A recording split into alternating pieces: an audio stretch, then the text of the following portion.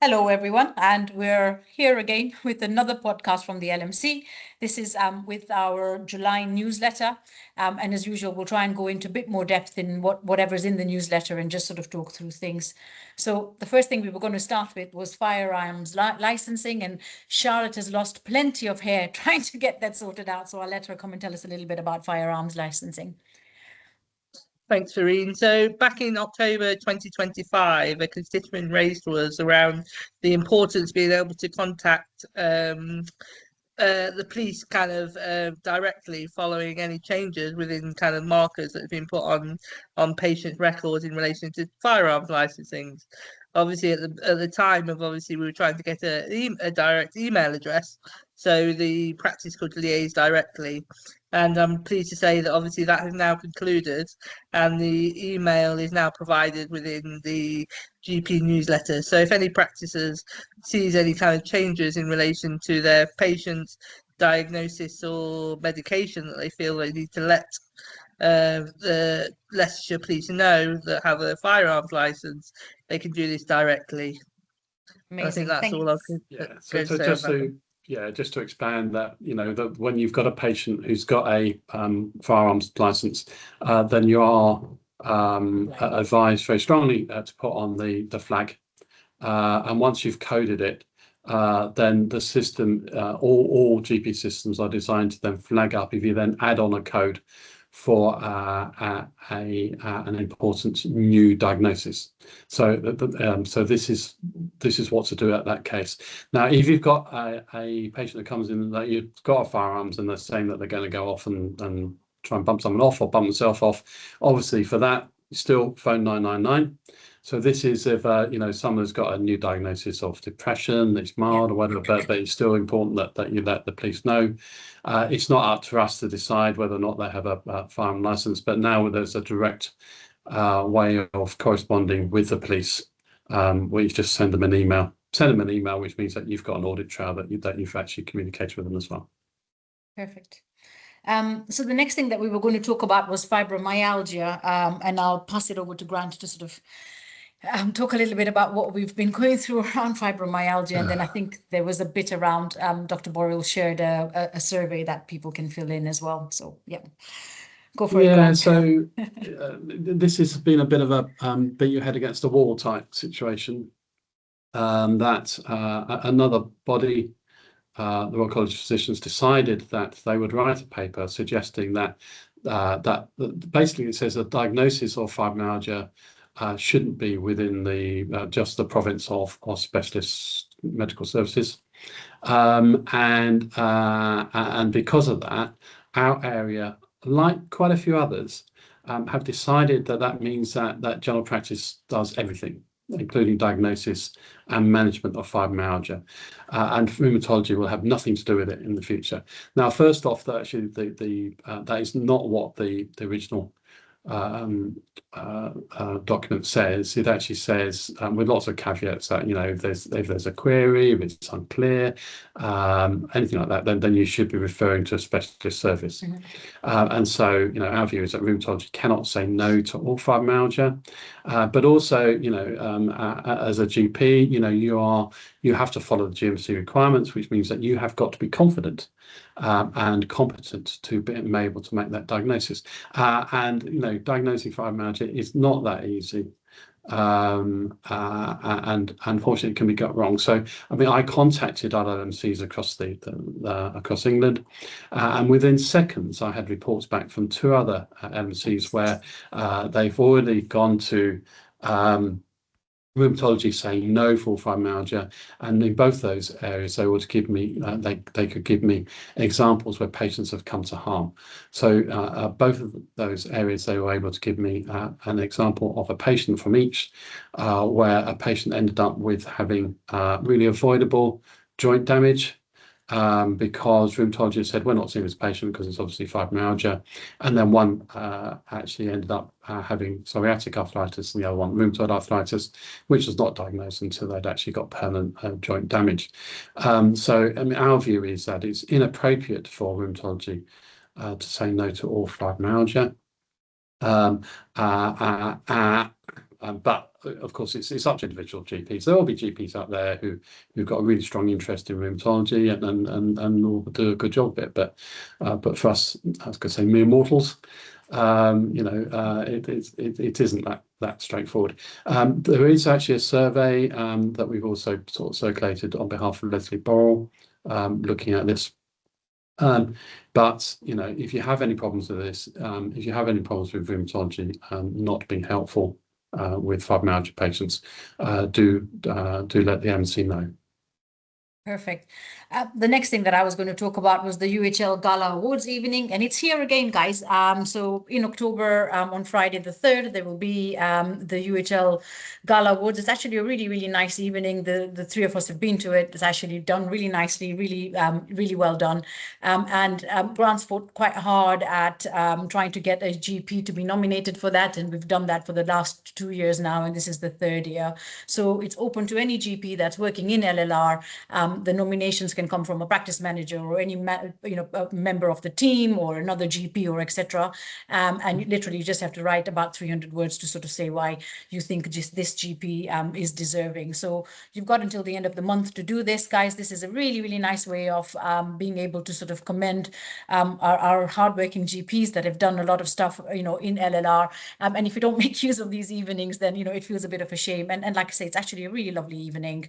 It's a nice nice night out, and a really nice way of sort of appreciating your colleagues around you. So guys, get nominating. You've got another week and a bit to do that, so please get your pens and papers out and just send them in to us. This time round, the nominations will get sort of shortlisted by UHL, so the LMC won't be involved in the shortlisting,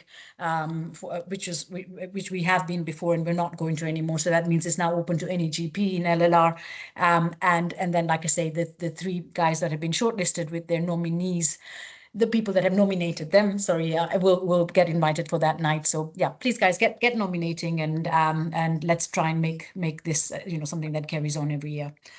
Absolutely. I mean, I feel that we don't recognise our colleagues enough. Which is why we've started the LMC annual awards, but this was additional one, and this is a lot more glitzy evening than the LMC's at AGM. So reward someone, get someone rewarded for their hard work. Perfect. So the next thing that we're going to talk about is the big thing, isn't it? Is collective action and kind of where we are with collective action. So we thought we'd try and make this a little bit interactive so that people can try and understand what's happening around collective action. We will hopefully put a webinar on at some point, or a podcast again, just about collective action and sort of work through that. So because we understand people are a little bit probably fatigued by collective action, probably don't quite understand what it means, what's happening, but we'll try and break it down. We're up to 3 actions at the minute with collective action, and there's been one every month so far. So we'll go through those. So Grant, I'll bring you in. We'll start with the first one that was shared, which was about the data sharing agreements, and what we need to do about that. So I mean, this long term could actually be really, really crucial. Yeah. But at the moment, all what's being suggested is that you write to the ICB, so you know precisely a list of the data sharing agreements that the ICB is aware of now, that they'll write back to you with a long list. And I have to say it's helpful. Just from the information governance point of view on that the list that Rowan Silla's put together is with his colleagues is really helpful. So if you haven't written to him, write to him and you'll get that standard letter. Now what you do with it then is nothing for the time being, except for if you get any new data sharing agreements, the ask is that you share them with the BMA or with us, and consider not signing them, because the whole point is that we're being asked to share data with Uncle Tom Cobley and all, without necessarily knowing who and why we're doing that. And I know that some people are saying, well, what difference could this make? Well, actually, it could make a huge difference. If you remember, that we had a problem with LPT and letters appearing on records where they shouldn't be and things like that. And they said for years, about 8 years, that we were trying to campaign and they couldn't do it. We asked US practices to turn off the sharing. Most of you did, which was absolutely fantastic. Within 2 days, fun enough, they said, we think we've got a solution for it. So it is really powerful really powerful. So if you haven't done it, please. Please get that letter, get yourself, the line in the signed. And if you get any new data sharing agreements, then let's have a think saying, do we really want to do this or not? Okay, if you're not sure, again, contact the MC. The second one was about optimization software, medicines optimization. Again, so this is optimized like we did in the previous collective action. What we're saying is that if you don't want to have anything to do it, just turn it off. We don't think it's going to make a blind bit of difference to anything. There is no actual contractual or any other requirement to have it turned on. So what the BMA is saying is basically you prescribe what you feel is in the best interest of the patient in front of you, regardless of price, basically, regardless of formulation or brand. You prescribe what you feel is in the best interest of your patient, which I think is liberating. And the third one, which is the most recent one, is about shared care agreements. Now, we know that an awful lot of practices don't like these anyway, don't like the fact that secondary care at times do seem to be sort of passing the buck in terms of prescribing drugs. And basically what this says is that if you're not being properly remunerated to do it, then you are free to say no. Now, the BMA has actually passed this through a KC opinion to make sure that it's fine and it doesn't breach your contract and it's fine to do it. And in fact, Stephen Kinnock said in a written reply to a question in the House of Commons that GPs can decline these on clinical or capacity grounds. Now, I mean, my view is that, of course, that if you're not being funded to do it, then you haven't de facto got the capacity. So just say no, as someone said years ago. We've warned LBT, we've warned UHL, and we said to the ICB, well, this is on you really, because we've been saying to you that the measly amount of money that you have put into the CBS and then have refused to increase in line with inflation or other costs since it was agreed is insufficient for doing the job.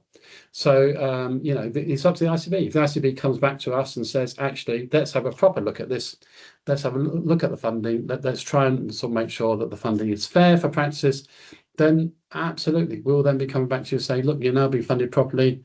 We don't think that this collective action is for you. But at the moment, it is. So at the moment, the more this happens, the more pressure is in the system, which hopefully we feed up. And we'll get the NHS England in its last legs, but also the Department of Health and Social Care to take note of general practice, take us seriously, and stop doing silly things in our contract. And I think just sorry, go on, Charlotte. I was just going to highlight that Dr. Parwes, our medicines lead, has drafted a template letter for any kind of new share care agreements that practices don't want to accept and decline, and that's available in our newsletter via a link and also on our share care agreement website, on our website. So that is available too. Yeah, perfect. Thank you. That's basically what I was going to say as well. So the next thing that we're going to talk about is the LMC elections. It's time of the year again. We're coming up to elections. So I'll let Grant and Charlotte sort of talk you guys through the LMC elections and what it involves, and kind of the timelines, and all the rest is pretty much in the newsletter anyway. So Charlotte and Grant, over to you. Okay, so hopefully everyone remembers that one of the things I thought was a bit bizarre when I came to LLR was that all the board members had 4 years and that the whole board was up for re-election at the same time. So I changed that. So we re-elect half every 2 years. So it's for a 4-year term, but we do it every 2 years. And this time we've got 6 vacancies up. Now we do have this wonderful thing to say that we have so many from the county, so many from the city, and so many sessionals and all that, and one newly qualified GP. It's all in the newsletter laid out about how that works. But basically, I'm sure that you would find that you'd fit into at least one of those categories.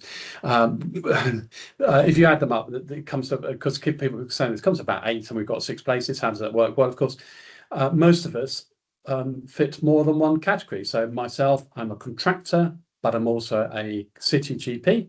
So I tick 2 boxes in one go. We have other people who are professionals and work in the county or whatever, and in theory you could be a partner within 5 years of qualification and work in the city, and you tick 3 boxes. So that's how it works. So it's a bit complicated for Charlotte to do the maths at the end of the day, but do start to think about it. And what I put in the newsletter, if you haven't had anything to do with the LMC before, please, because the election cycle means that it will be closed for nominations before the September LMC meeting. Come and observe the August meeting. We love observers to come and see what the MC gets up to if you're thinking about standing, and contact me. Contact me, contact Charlotte, contact Free, contact any board members, and then have a chat. About what does it involve, what to expect of you. And what it will do. I mean, it doesn't only just look good on your CV, but it's actually it's quite a learning experience. Everyone says that. Even people who've just come along and observed it, they said, "We didn't realise there's so much behind." In terms of the sort of trying to keep the management side of general practice as smooth as we can, which is mainly down to Charlotte and her abilities to keep us all in order and all focused. And there was me thinking Grant just wanted to split the board just to make me work harder.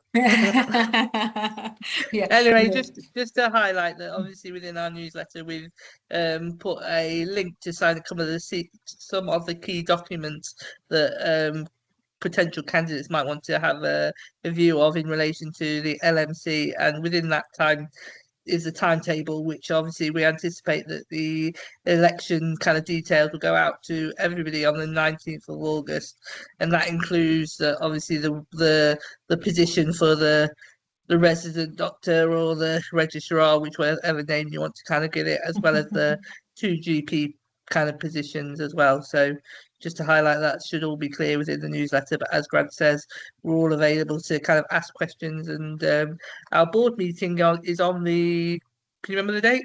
I'll tell you right now, it's the 2nd Wednesday in August, which is the 12th of August. It's the 12th of August at the LMC offices. So if you do want to come and observe, then just drop me a message and we'll make sure there's a seat available for you. Yep. Or we'll make you sit and food and lunch. You get lunch as well. Exactly. Yeah. Oh, right. The next one. Gosh, this is the wait services cause us enough trouble, don't they? Whether it's adults or children, and this is the tier 3 wait service for children. And Grant's shaking his head because it's it's one of those where I don't know how many walls we're going to bang, but anyway, Grant, I'll let you come in and have a chat about that. So God. and as hopefully you all got the message at the end of last year that the tier 3 weight management service for children and young people has stopped. Fine, it's a commissioning decision. I think it's a wrong one. Read my final thoughts as to the reason why I think it's a wrong one. But because children are our future, and Charlotte's just about to burst into song. I know, I was just going to say, and the song starts. But the ITB is saying, has been saying that because NICE says that obese children should then be screened, then because no one else is commissioned to do it, that means it's general practice's job. Now, what we're saying to the ITB is no, that's not true. The first thing is that NICE come out with ideas, but it's actually ICB's to make sure that someone's commissioned to actually carry out those ideas, and it just doesn't fall on general practice because we are there. As I pointed out to them this morning, the Gary Cooper clause from the GP contract was got rid of 2004. Gary Cooper was the Hindoo said a man's got to do, man's got to do, which the old contract used to be phrased as the GP's got to do what GP's got to do, but it now defines it. So now defines it between patients who are ill, believe themselves to be ill, or have got a chronic medical condition. Now, a obese child that some has spotted as obese and has told them sent off to, I'd say, to toddle off to your GP, might well not be ill, don't consider themselves to be ill, they haven't got chronic illness, so actually GPs are not funded or contracted to provide the service. Okay, so although they cancel service, if you've got a really obese child, all I can suggest is that you send them to general paediatrics, and if general paediatrics say no, to suffice, the parents, guardians, children that are old enough to write to the ICB to complain, and to write to their MP to say, you know, our ICB is not, you know, commissioning the service whatsoever. And we've got template letters, haven't we, on the website around kind of writing to the ICB and MPs for, you know, to sort of complain about uncommissioned services. So you can pass those on to the patients as well if necessary. And I think amongst the last sort of things that we were going to talk about was around the list cleansing stuff, and we've put some information. We put some information in our LMC newsletter last month. So this is stuff that's been happening across England, where there's been sort of very aggressive list cleansing. So obviously, what the government's trying to do is make sure that general practice is only being paid for the number of patients that they have registered on the lists, and if they're not, you know, if it doesn't match, then they're cleaning the lists, and then that's fine. I don't think people have a problem with that, but it's just the manner in which it's being done. And since we sort of raised it, we hadn't had anybody contact us until this month, where a practice actually did some homework, and they noticed that they had 300 patients that were deducted. But when they looked through them, 150 of those were still resident at the same address and were receiving care from the practice. So that's half of them. So if the list cleansing that's happening is that incompetent, it's actually quite worrying. And obviously 150 patients means, you know, well, so 300 patients would have been the income of the 300 patients, which actually, you know, in some practices we've heard where thousands of patients have sort of been deducted, and that has huge implications, obviously to a practice financially. So what we're trying to raise really is, guys, you know, if you've not checked, you may not know, so it's worth checking 100%, and then ensuring that actually it's the correct thing that's happening. And if it is affecting you, then please let us know, so we can feed back to the national team as well, you know, and so this can be taken. But and I think, like that practice has pointed out, you know, out of the 300, 150 were wrong. So that's quite bad, isn't it? Really, that's half of it, sort of not being correct. So if you don't check, you won't know.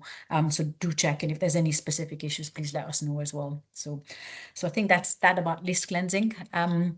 I don't think we had anything else to cover this month. I think your final thoughts are actually quite thought-provoking this month, and so let people have a think about that and look through that. Well, it is, isn't it? The children are our future, aren't they, really? So yeah, hey-ho.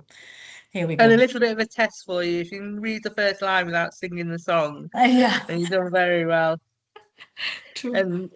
And I'll just maybe plug that obviously the facility to advertise vacancies within the LMC website still exists, and it's great to see that obviously that they've got some GP jobs that are kind of coming and are displayed. So that's open to all positions within general practice for LLR practices. So please use that service if you feel, if you have any vacancies. It's absolutely free, and we'll just send us the details and we'll add that for you. Perfect. Amazing. So I think that's all, folks. Grant, did you have something? I was just going to say, you know, as usual, that we have got some upcoming LMC events.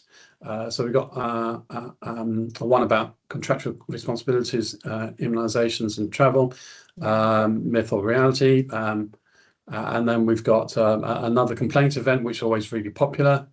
So books early for that one. And then we've got the another safeguarding networking admin lead webinar, and then an NHS pension and retirement planning webinar, which is more important for some of us than others. But having gone through the NHS pension, having already taken the 95 and now trying desperately to get my 2015 pension, it is not straightforward. It's not easy. So get advice and get to know what you should be doing as you go through your career. Don't just wait until the last minute, because otherwise it can take an awful lot of time and effort to sort out. Indeed. Right, and with those wise words of wisdoms, we'll we'll say that's all, folks, and we'll see you next month. Bye. Bye.